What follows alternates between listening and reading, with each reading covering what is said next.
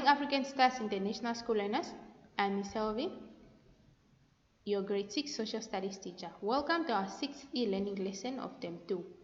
And today we will discuss about harming physical features and how to conserve our physical features.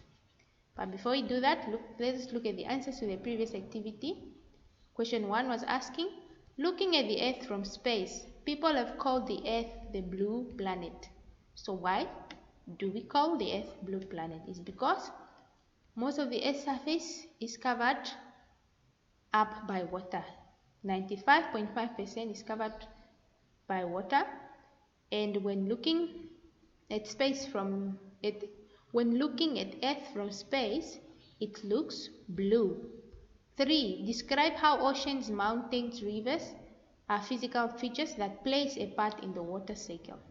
The oceans, we know that large amounts of water evaporates on the surface of the ocean, and when water vapor condenses in the atmosphere, they form clouds, and when clouds are formed, they lead to rain. So, clouds now, when they form at the ocean, they are carried by wind to the land, and then at the land, that is where the rain falls. Mountains, we know that mountains, at the top of the mountains, clouds form there. And how do they do that? It's because the air holding water vapors moves as wind from the sea to the land, and the winds are forced to rise up the mountains. Condensation takes place, clouds form, and rain occurs. Rivers, rain that falls, flows over the mountains, form the rivers that take the water back to the ocean. We have discussed that most of the famous rivers, or the rivers, most of them start from the mountains. And also, the second point, water evaporates from the river surface into the atmosphere. Then when they condense, they form clouds, which leads to rain.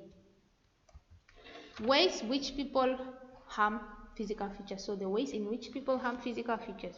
So how do we harm physical features?